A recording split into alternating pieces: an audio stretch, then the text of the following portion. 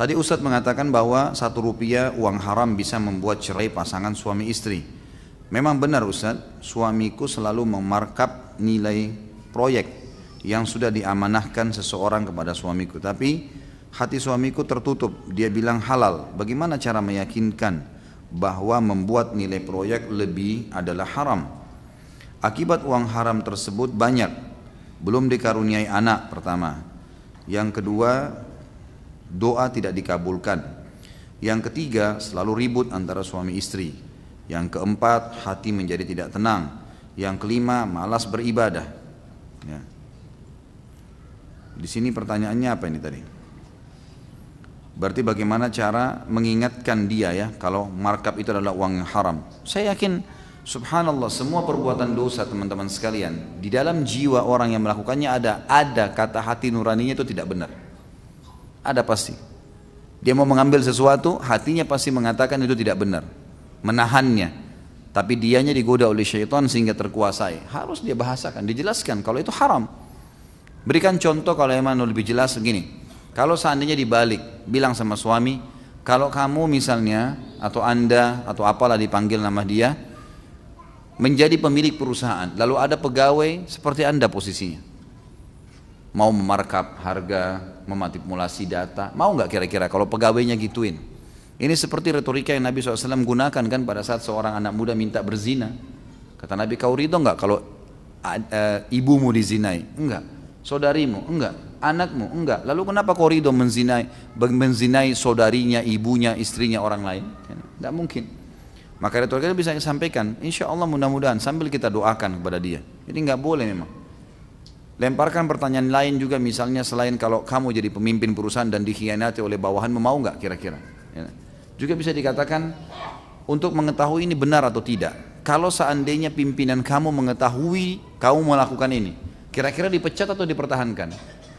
Coba lemparkan pertanyaan. Semua pertanyaan masuk akal kok kan gitu. Nggak ada pimpinan perusahaan mau mempertahankan pegawainya yang sudah buat khianat, nggak mungkin. Itu dari sisi rasional, ya manusiawi. Sisi agama jelas haram, nggak boleh. Haknya orang lain itu.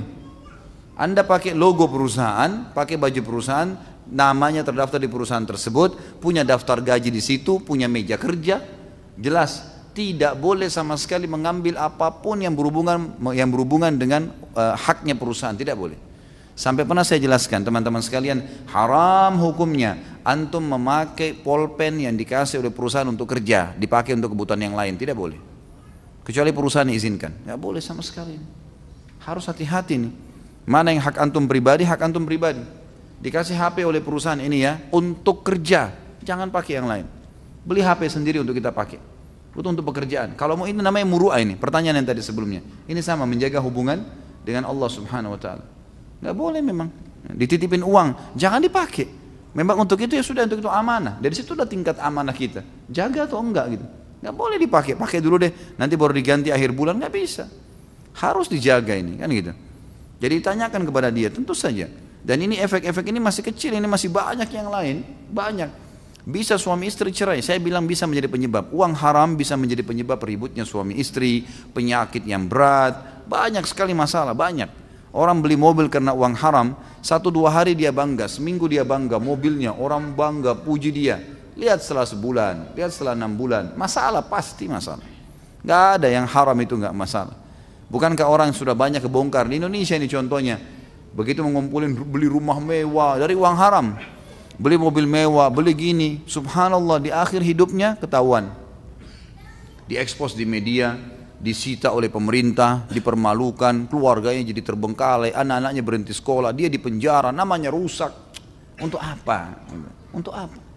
Nggak ada teman-teman sekalian, jangan anda ini merasa oh saya lepas dari Allah nih, nggak ada yang awasin saya nggak apa-apa, nggak bisa ini.